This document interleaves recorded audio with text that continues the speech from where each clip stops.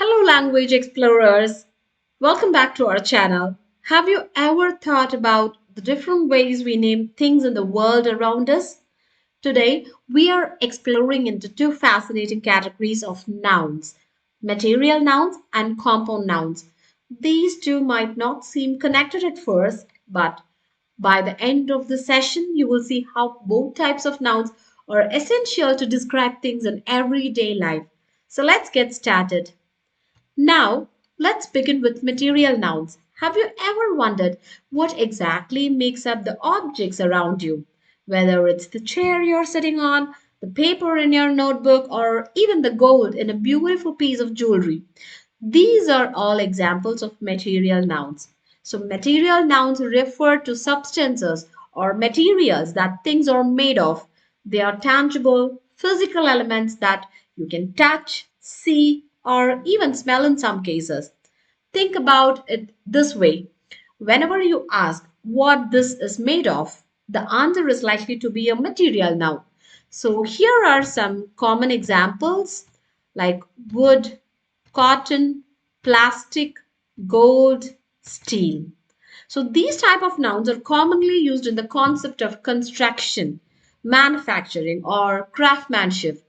We can use them to specify what an object is composed of, making our descriptions clearer and more precise. Now, what's interesting is that material nouns share some similarities with concrete nouns. Why? Because we can perceive them with our five senses. And in many cases, material nouns and concrete nouns appear together in sentences. Let's look at some examples here. So, the first example: this table is made of wood. And the second one is this book is made of the most beautiful paper. So here the material noun, right? Wood. So it tells what is that object is made up of. So here the material noun tells us that the book has been made up with the beautiful paper. My grandmother is always knitting with the finest wool. Here again, the material noun wool tells what the grandmother is using. So, do you see how the material noun tells us exactly what the object is made of? That's why they are so important. So, material nouns also can be categorized based on their origins. Let's break them down. So, when it is related to nature, like air, gold, salt, water. So these material nouns are related to nature. And when it comes to like eggs, wool, or silk, these are related to animals. And for wood, cotton, coffee, all these are related to plant life. And man made like concrete, steel, and glasses. These are few categories of material nouns that you need to know. Pretty cool, right? Now that we have explored material nouns, right? Now it's time for us to practice. So pause the video, read the question by yourself, and try to identify which are the material nouns and which are the common noun or a concrete noun in the given examples. Okay, I will also read it for you. My best friend has all of her clothes made of 100% cotton. We built our house from stone. Her jewelry was made of 14-karat gold. The new building had beautiful glass windows. I hope you're ready with the answers. How did you do that? It's pretty simple, isn't it?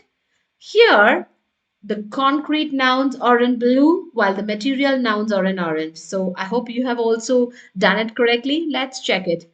My best friend has all of her clothes made of 100% cotton. So in this example, best friend. So this one is the concrete noun. This should be in orange. So cotton is the material noun. We built our house from stone.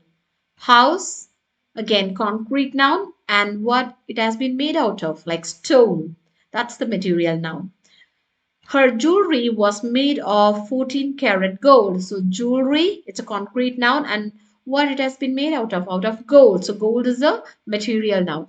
The new building had beautiful windows made of glass. So, here, building, windows. So, both building and windows are concrete nouns, and glass is the material noun. So let's move on to compound nouns, which are slightly more challenging but just as exciting. So, what exactly are compound nouns? Well, they are made up of two or more words that come together to create a single noun. These words can be joined in different ways, and that's where things get interesting. One important rule to remember is that when we make compound nouns plural, we usually add s to the most significant word. Also, we call it as a base word, right, in the compound structure. So let's see this in action. My wife bought me a new toothbrush. They bought ice creams for the whole family. We went to the swimming pool every day that summer. Remember, compound nouns are composed of two different word combination or sometimes even more.